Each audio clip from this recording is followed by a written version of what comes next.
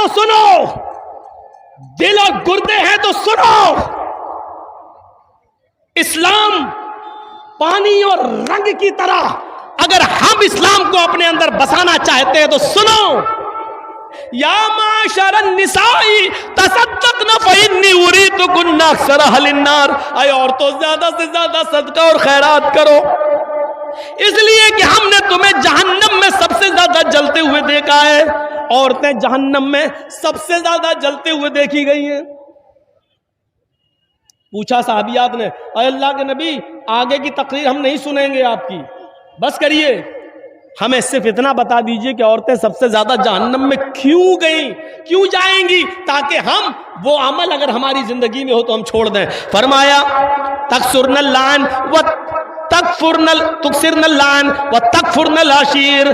تم لعن و طعن زیادہ کرتی ہو، تکسرن اللعن، تم لعن و طعن زیادہ کرتی ہو، ایک دوسرے کی برائیاں کرتی ہو، ایک دوسرے پر لعنت بھیجتی ہو، اور اپنے شوہر اپنے ہسبینڈ کی نافرمانی کرتی ہو. یاد رکھنا میرے بھائیوں، اللہ کے نبی صلی اللہ علیہ وسلم نے فرمایا ایما امرأۃ ماتت وزوجها عنہا راض. جو عورت مر گئی، جس عورت کا انتقال ہوا اور انتقال کے وقت اس کا پتی اس سے خوش تھا، اس سے راضی تھا، تو وہ عورت جنت کے اندر داخل ہوگی. میری ماں بہنیں پہلی بات تو سن نہیں رہی ہیں، اور جو سن رہی ہیں وہ سن لیں. اللہ کے نبی نے جنتی عورت کی پہچان بتائی. ایما امرأۃ ماتت، جو عورت مر جائے، انتقال کر جائے، لیکن انتقال کرتے وقت اس کا پتی، اس کا ہسبینڈ اس سے راضی تھا، اس سے خوش تھا، فدخلت الجنہ، تو یہ عورت جنت کے اندر جائے گی. لیکن اس کے الٹے بھی فرمایا کہ جو عورت مر گئی اس حال میں کہ اس کا پتی اس سے راضی نہیں تھا، اس سے خوش نہیں تھا، تو وہ کتنی بڑی نمازی ہو، چاہے تہجد کی نمازی کیوں نہ پڑھتی ہو، وہ جنت کے اندر داخل نہیں ہو سکتی. چاہے کتنی روزے دار ہو، وہ جنت کے اندر نہیں جا سکتی ہے. میرے پیارے ساتھیوں، ہمیں اپنی بیٹیوں کو یہ تعلیم دینا چاہیے تاکہ وہ جب گھر سے جائیں، سسرال میں جائیں، تو وہ اپنے پتی کو عزت کی نظر سے دیکھیں اور ان کو خوش رکھنے کی کوشش کریں. میرے بھائیوں، ہم نے یہ تعلیم نہیں دی ہے، اپنی بیٹیوں کے ہاتھ میں موبائل دے دیا ہے. ہماری بیٹیاں موبائلوں میں ڈرامے دیکھ رہی ہیں، اور جیسے بتایا جا رہا ہے اس طریقے سے آج وہ اپنے پتیوں کے ساتھ اپنی زندگی گزار رہی ہیں. ہم نے مذاق سمجھ رکھا ہے اسلام کو. سنیے اور غور سے سنیے، ہم اپنی بیوی کے ساتھ کھانا کھا رہے ہیں. سن لو، آج مسئلوں پہ آ گئے ہیں اور میرا دماغ اب ادھر پھر گیا ہے، تو اب سنیے آپ. ہم اپنی بیوی کے ساتھ، ایک مثال ہے، آپ بھی سنیے، ہم اپنی بیوی کے ساتھ کھانا کھا رہے ہیں، اور کھانا کھاتے ہی کے دوران ہماری بیوی کی بہن، سالی، بیوی کی بہن گھر میں آ جاتی ہے، اور میری بیوی اپنی بہن کو کہہ رہی ہے آؤ آؤ تم بھی کھانا کھا لو، آؤ آؤ کوئی بات نہیں آؤ، اور سالی بھی بیٹھ گئی. سنو، کلیجہ ہے تو سنو، دل اور گردے ہیں تو سنو. اسلام پانی اور رنگ کی طرح اگر ہم اسلام کو اپنے اندر بسانا چاہتے ہیں تو سنو. بیوی کی موجودگی میں بھی، بیوی کی موجودگی میں بھی، بیوی کے سامنے بھی ہم اپنی سالی کے ساتھ بیٹھ کر کھانا نہیں کھا سکتے ہیں. میری سالی بھی میرے ساتھ بیٹھ کر میری بیوی کی موجودگی میں بھی میرے ساتھ کھانا نہیں کھا سکتی ہے. اسلام ہماری بیوی کی بہن کو، ہماری سالی کو بھی بیوی کی موجودگی میں بھی بہنوئی کے ساتھ کھانا کھانے کی اجازت نہیں دیتا ہے. اپنی سالیوں کو اسکول پہنچانے والوں، اپنے گاؤں سے کشن گنج اور سلی گڑی تک لے جانے والوں، اپنی بائک پر بٹھا کے گھمانے والوں، کان کے پردے کھول کر سن لو، تمہاری سالی کا باپ یعنی تمہارا سسر بھی اگر تمہیں اجازت دے رہا ہو اور بیوی بھی کہہ رہی ہو جاؤ میری بہن کو اسکول چھوڑاؤ، جاؤ میری بہن کو ہاسپٹل لے کر اس کو ڈاکٹر کے پاس اس کا علاج کرایا، سلیگوڑی لے جاؤ، بیوی کی پرمیشن کے باوجود، باپ کی سسر کی اجازت کے باوجود بہنوئی کے لیے جائز نہیں ہے کہ وہ اپنی سالی کو اکیلے تنہ تنہا اپنی بائک یا 4 ویلر پر سلیگوڑی لے جائے، کشن گنج لے جائے، یہ حرام ہے اس کے لیے۔ کلیجہ تھام کے بیٹھو اور دیکھو ہمارے معاشرے کے اندر یہ برائی پائی جا رہی ہے کہ نہیں پائی جا رہی ہے، پائی جا رہی کہ نہیں پائی جا رہی ہے۔ جب بیوی کی اجازت اور سسر کی اجازت کے بعد بھی جائز نہیں ہے تو بنا اجازت گھمانا یہ کیسے جائز ہو جائے گا؟ بہت آسان ہے کہہ لینا کہ سالی آدھی گھر والی ہے، تیرے باپ کا فتویٰ ہوگا، یہ تیرے باپ کا سسٹم ہوگا، یہ تیری بہن بھی کسی کی سالی ہوگی وہ بھی اس کی آدھی گھر والی ہوگی۔ اس کو اس نظریے سے دیکھنے کی کوشش کرو۔ اسلام کے اندر سالی کو بھی بہنوئی سے پردہ کرنا پڑے گا، اس لیے کہ بیوی کے انتقال کے بعد یا بیوی کی طلاق کے بعد سالی کے ساتھ نکاح جائز ہو جاتا ہے، اور جس کے ساتھ نکاح جائز ہو اس سے پردہ ضروری ہے۔ جہاں یہ مسئلہ سالی کے ساتھ ہے وہیں یہ مسئلہ بھابھی کے اوپر بھی لاگو ہوتا ہے۔ سن لو، ہماری بھابھی اپنے شوہر کے ساتھ کھانا کھا رہی ہے، یا جرجیت صاحب کھانا کھا رہے ہیں اور جرجیت صاحب کے بھائی کی بیوی یعنی بھابھی ہمارے روم میں آ جاتی ہے اور ہمارا بھائی بھی وہیں بیٹھ کر میرے ساتھ کھانا کھا رہا ہے، اور بھائی نے کہہ دیا اپنی بیوی سے آؤ تم بھی کھانا کھا لو، کوئی بات نہیں دیور ہے تمہارے، بیٹھو۔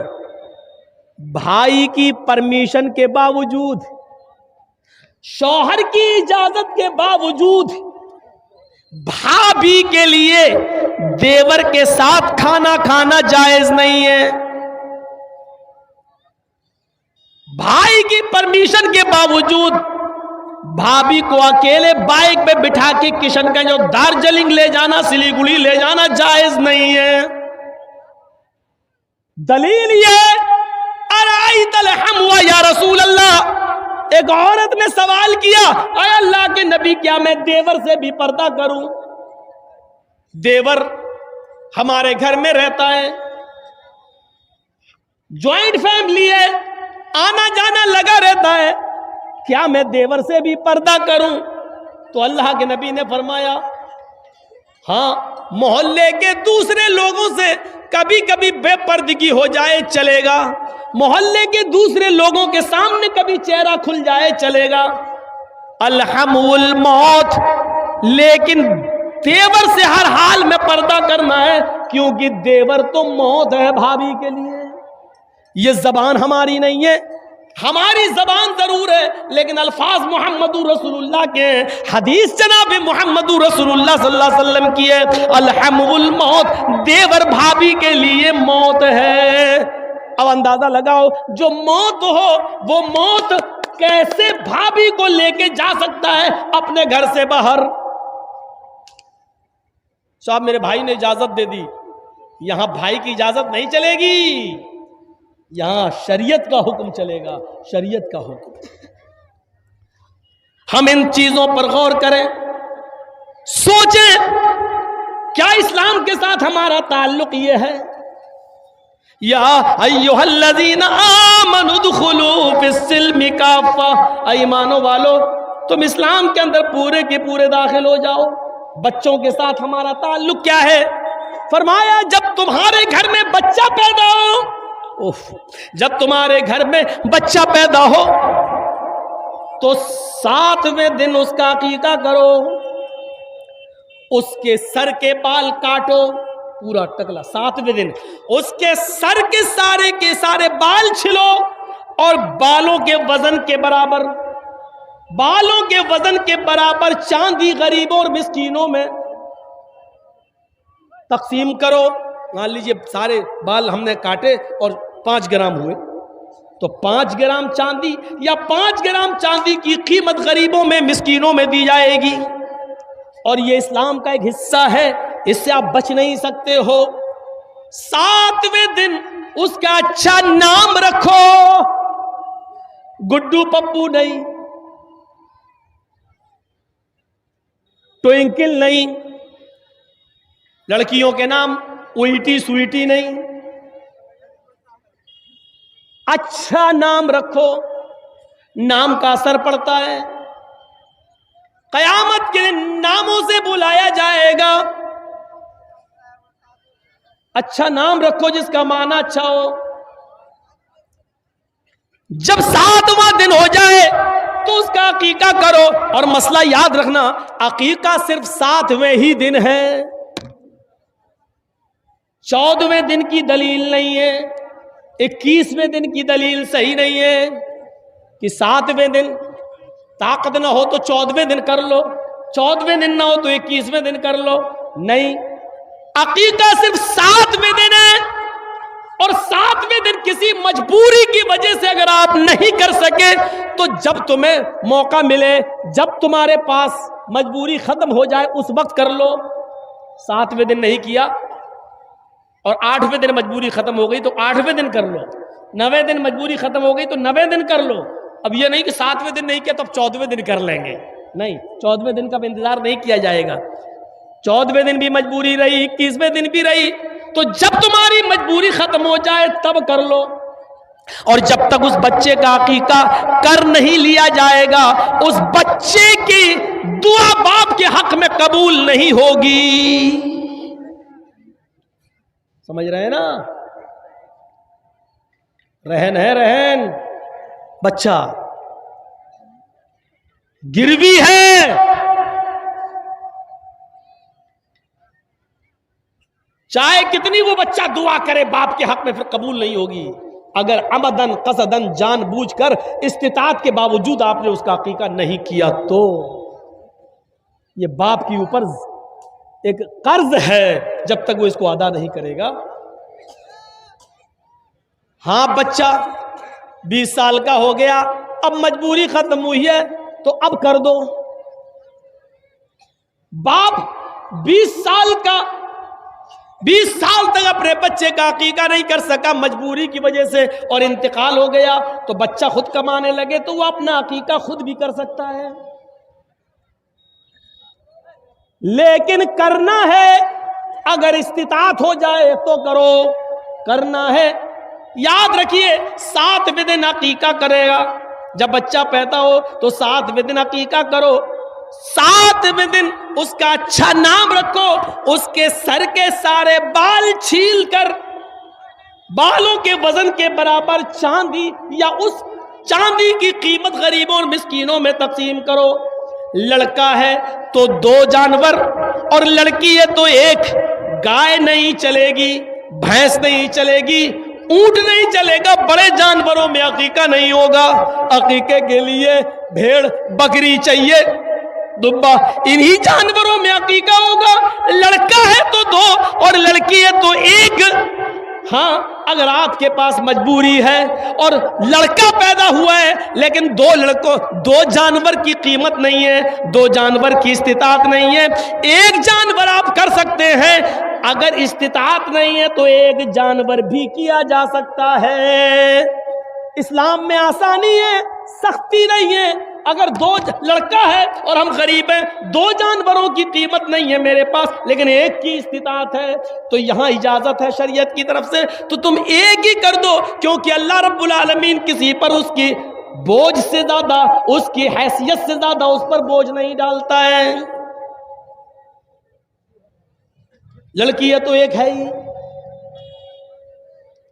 میرے بھائیوں، پھر حکم ہوتا ہے جب تمہارا بچہ زبان چلانے لگے، کچھ تھوڑا تھوڑا بولنے لگے، تو سب سے پہلے اس کی زبان سے اللہ اللہ نکلواؤ۔ 6-7 مہینے کے بعد بچے تھوڑا تھوڑا بولنے لگتے ہیں، تو اس کی زبان سے اللہ اللہ اللہ نکلواؤ۔ اور جب بچے کی زبان تھوڑی صحیح ہو جائے تو اس کو لا الہ الا اللہ سکھاؤ، اس کو لا الہ الا اللہ سکھاؤ۔ ہم کیا سکھا رہے ہیں؟ 4 سال کا ہو گیا، happy birthday to you. کتنا گدھا ہے یہ باپ، اور میں گدھا کہہ دیا ہوں۔ جس کو برا لگتا رہے، جس کو مرچی لگ رہی لگتی رہے۔ اب بتائیے گدھے میں عقل نہیں ہوتی ہے؟ گدھے میں عقل ہوتی ہے کہیں؟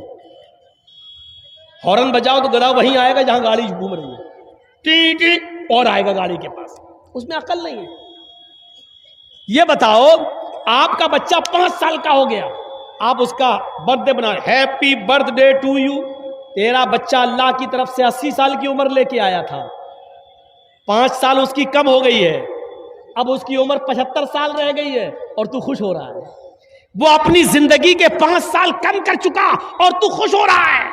اگلے سال وہ 6 سال کا ہو گیا، پھر تو کیک کاٹ رہا۔ وہ 1 سال اپنی زندگی کا اور کم کر چکا، تو کیک کاٹ رہا، خوشیاں منا رہا ہے۔ اس سے بڑا بے وقوف اور اس سے بڑا گدھا باپ کون ہوگا جو اپنے بچے کے جنم دن پر کیک کاٹ رہا ہے، 1 سال اس کی زندگی کا کم ہو رہا ہے اور یہ خوشیاں منا رہا ہے۔ میں سمجھتا ہوں اس سے بڑا گدھا کوئی باپ ہو ہی نہیں سکتا۔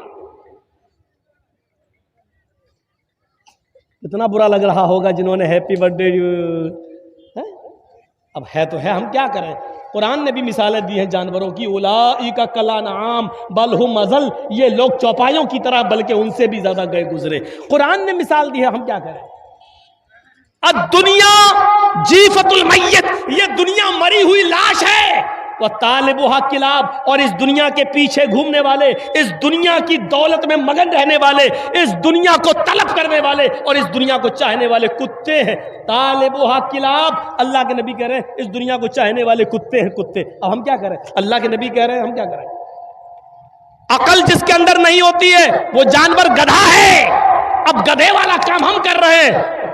بہت سے گدھے تو اتنے بڑے پڑے ہیں کہ 85 سال کی عمر میں بھی اپنا برتھ ڈے بنا رہے ہیں، 1-2 سال کے اور رہ گئے مرنے والے، پھر بھی لمبی عمر کی کامنا کر رہے ہیں۔ اسی لیے فرمایا کہ جب تمہارا بچہ زبان صحیح کر لے، بولنے لگے تو لا الہ الا اللہ سکھلاؤ۔ جیسے جیسے اس کی عمر بڑھ رہی ہے، عمل بھی ایسے ایسے بتاؤ کہ وہ جنت کے قریب بھی ہوتا جائے، جہنم کے قریب نہ ہو، جنت کے قریب جائے۔